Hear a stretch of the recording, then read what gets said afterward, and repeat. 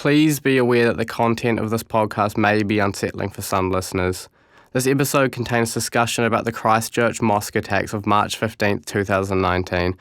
If this story brings anything up for you, please talk to someone you trust.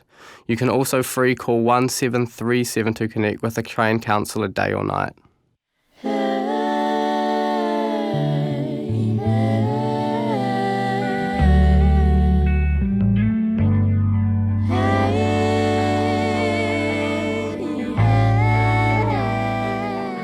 What's up, boys? How's everyone doing today? I'm good, bro. I'm good, alhamdulillah, yeah. Woke up on the right side of the bed? I was a bit tired, actually, when I woke up, Like, my eyes were hurting, but I got a text from this guy to open that and get myself up, This guy. I messaged this guy at 4 a.m, I'm not going to lie. Yeah, I don't know what he was doing up at that time. Freaking out about the podcast. No. So what am I going to say? What about you, Ashraf? Yeah, good. Yeah. Just recovering from surgery. How'd that go? Well, it was successful, but just got to get my mobility back and then I should be 100%. Do we want to do a little bit of an introduction going around? My name is Barez. Originally, actually, my passport name was Tayyib. But when I came to Christchurch, I chose to call myself Barez because of the meaning that it carries. I felt like when I came to Christchurch, it was a different version of me than who I was in Auckland. So originally from Afghanistan, 26. We came here in 2001. 1 month before September 11 happened. Currently, I'm studying engineering, civil and humanitarian. I just finished. So really stoked about that. It's a little bit about me. My name's Zabi. When I moved to New Zealand, no one could really pronounce my name, so my primary teacher just called me Zabi, which is, Moved here in 2007. I'm originally from Afghanistan, like bros as well. I've lived here my whole life, been back a couple of times, but I'm 17 years old, just finished high school and looking to attend uni next year. My name is Ashraf, originally from here. My father's from Singapore and my mum is from New Zealand. I'm 18 and I just finished my first year of university. I'm studying philosophy. My name's Yaqub. I'm 18 years old. I'm from Somalia originally, but I was actually born and raised here in Christchurch. I'm heading into my second year of university next year, inshallah. And that's about it. Just what you said now, like originally from here.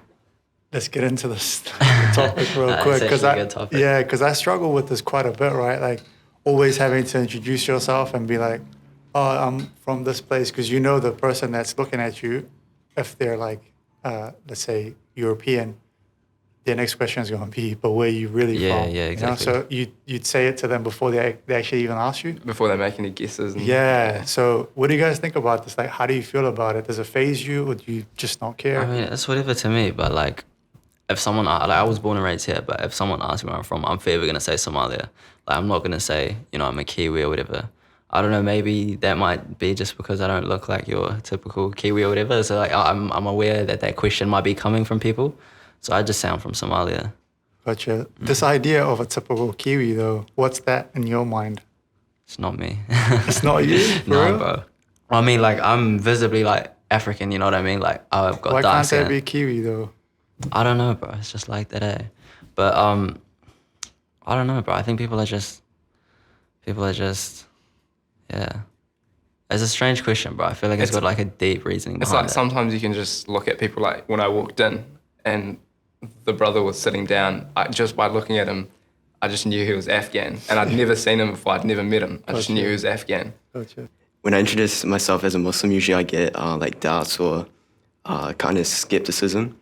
I have to explain that my father's from Singapore, my mother's from here, and that's why I look like this. People don't like realize that I'm Muslim because I appear like European. But when it comes to culture, I very much like, I'm a part of the Kiwi culture because that's the only culture I really know.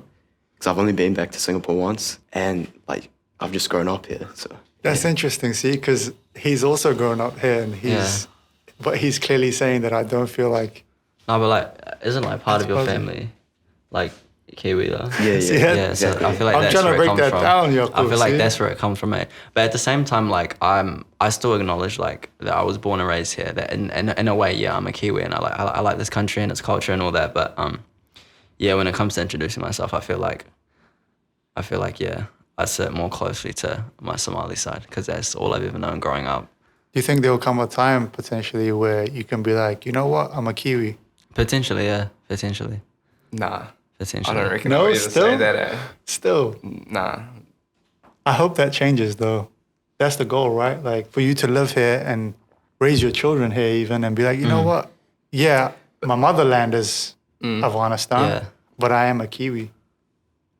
You know what I mean? But I get what you mean. I'm the same. I don't feel like I'm from New Zealand at the moment. yeah. I don't think until you bring like a generation through here, you'll feel like this is your home, like or this is where you're from. You're a Kiwi.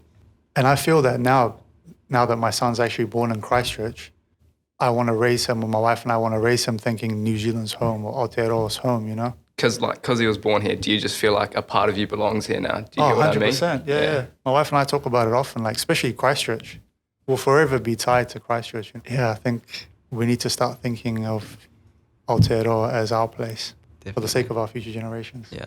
Yeah, because back home, things don't look too bright. No, they don't, brother. They don't. Do you guys have any idea of what's happening back home or where you initially I identify mean, with? me, like, I've never been to Somalia or even like Never? Africa, but Interesting. like, I know that there's a reason that my family came here. So like, you know, I'm aware that over there, like, if I grew up in Somalia, I probably wouldn't have been able to go to school and a lot of other things like that, you know. In a way, that's why like I am kind of grateful, like, do acknowledge like my Kiwi side. It's looking different now, though. People Yeah, are no, like it's looking, yeah. people like yourself is going back to Somalia. And Yeah, like the diaspora, it's been like Yeah, yeah. a big trend recently. Like a lot of people going back to Somalia, you know, like investing, like starting businesses in that. And yeah, no, it's something that I definitely want to do at some point in my life. So, I mean, Singapore is a very stable country. You know, there's no problem really. I guess the reason why my dad moved here is because of love. You know, that's like the only reason. And it's very similar to New Zealand because it's so multicultural. Just like New Zealand with, you know, indigenous, Māori, Europeans, and you see like there's more people coming through too. Like there's so many cultures, just like in Singapore. Yeah, for me personally, with like Afghanistan, I'm kind of just like in the loop of all the news and stuff that happens because of family. Like when you go home, that's all they talk about, like Afghan politics and what's happening back home. And I feel like sometimes they just get too stuck up on what's happening there and forget about what they could be doing here. Man, that environment at home, like parents sitting in front of the TV watching the news, you know what I mean? That sort of whole thing. And man, and it's ongoing too, you know? And you see the atrocities happening over and you're like, far out. I feel so bad for my parents sometimes. You Yeah. know? They're like caught in that and they can't live their life here. in a Yeah, way. that's exactly. It sucks, man. It sucks.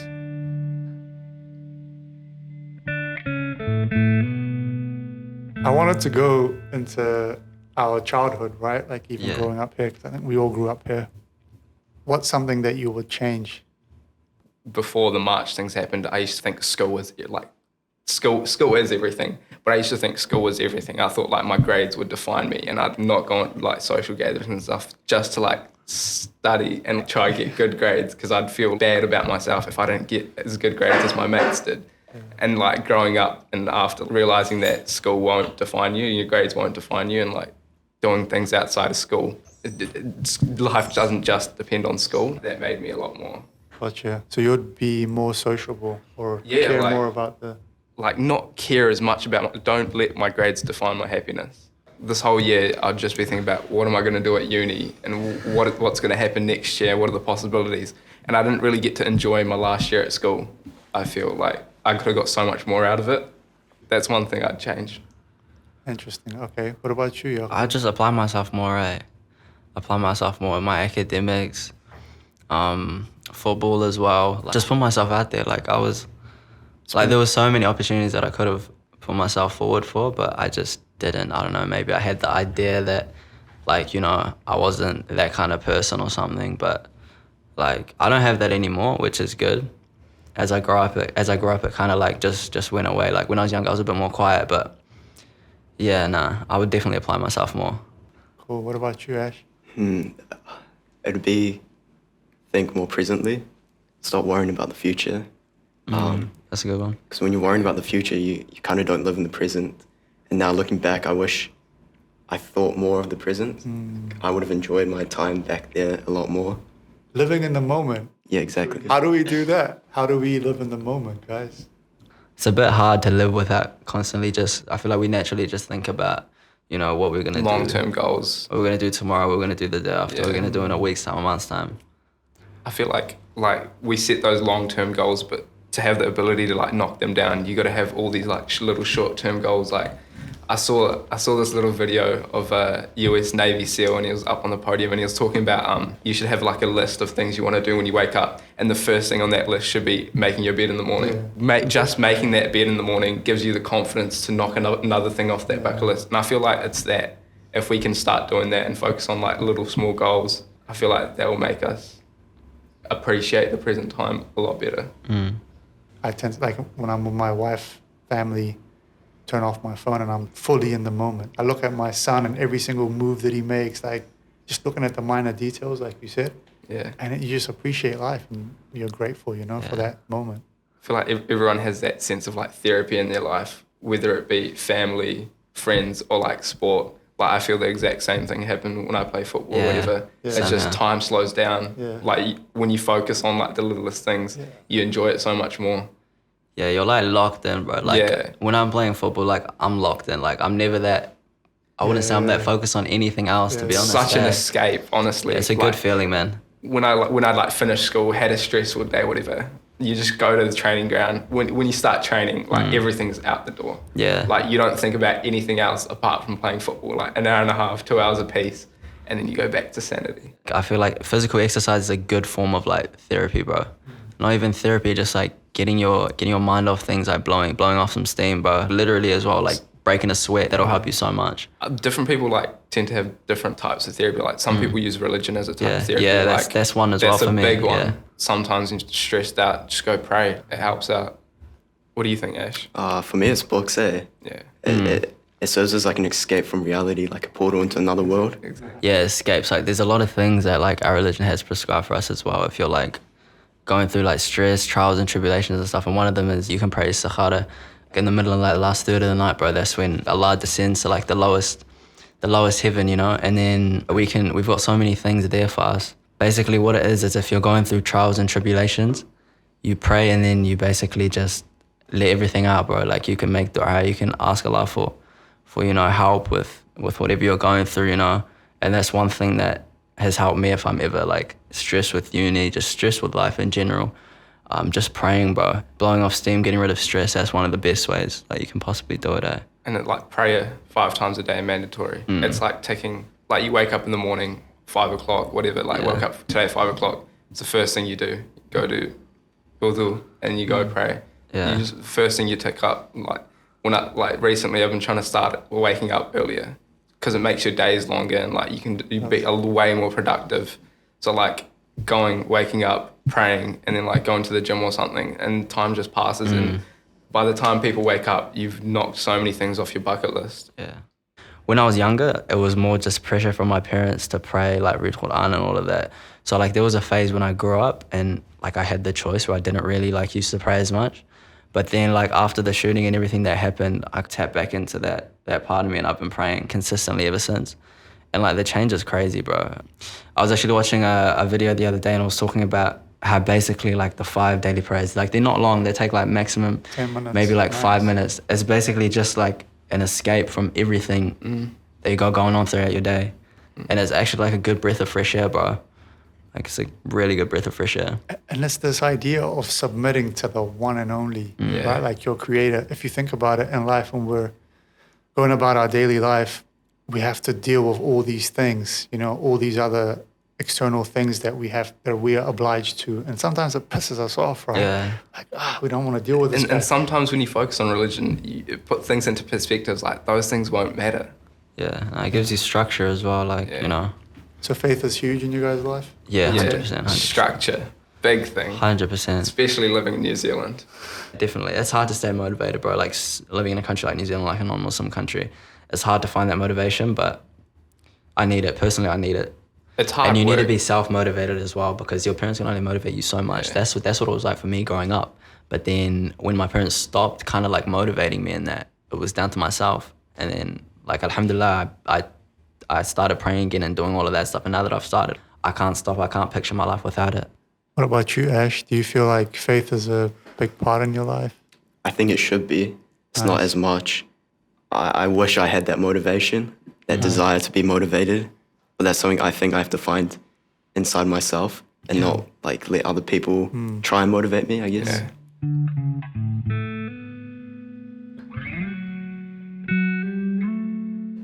How'd you guys find it? Like, because we're like around the same age range.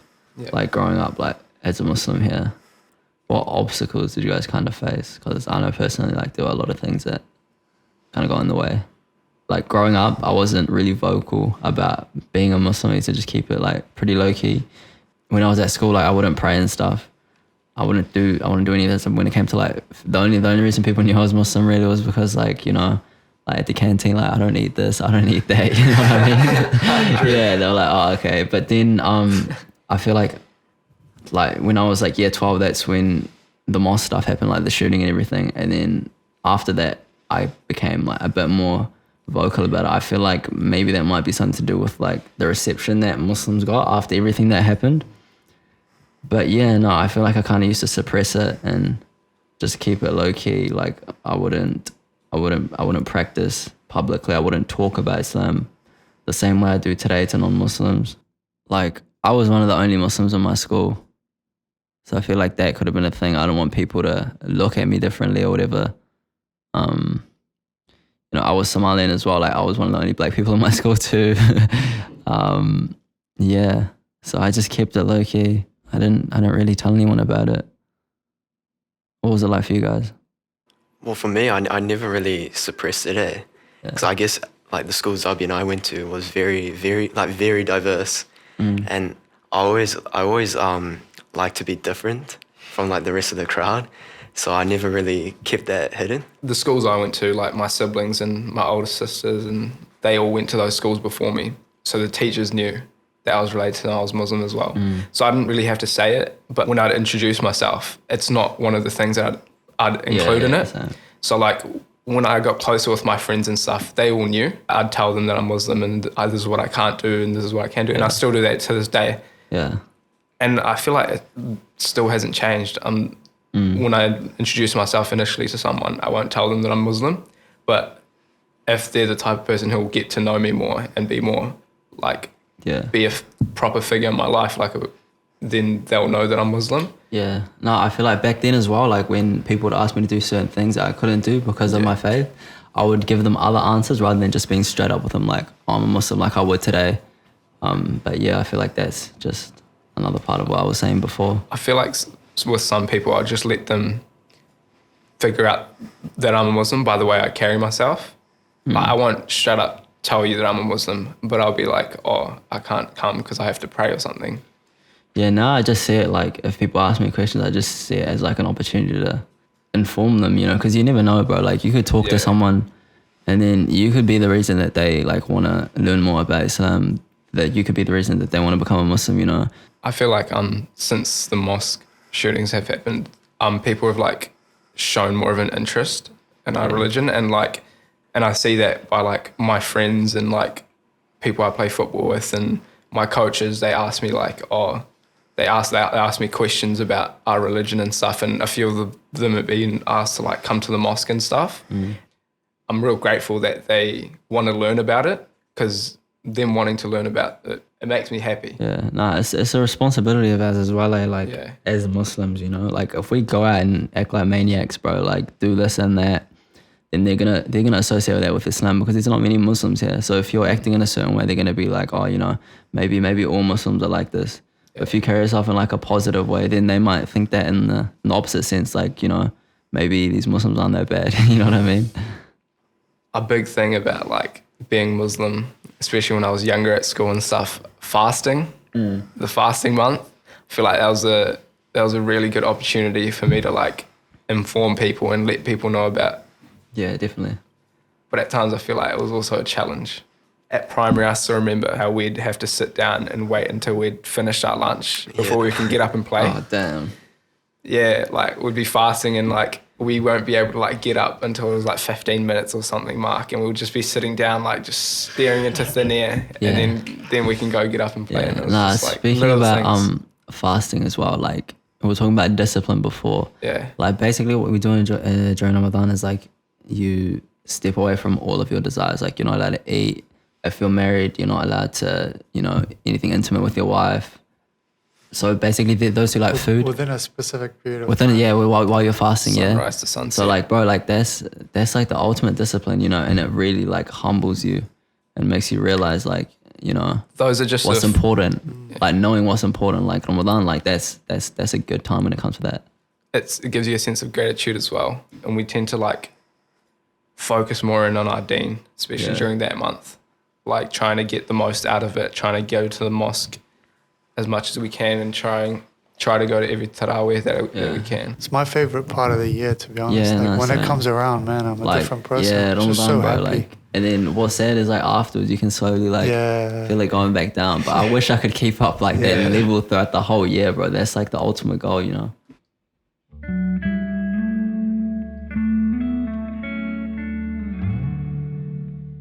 If this episode has had an impact on you, please talk to someone you trust.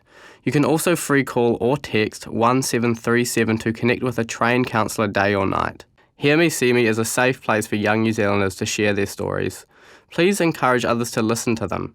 Search Hear Me, See Me on Facebook, Instagram and TikTok, or go to hearmeseme.nz. Kia kaha.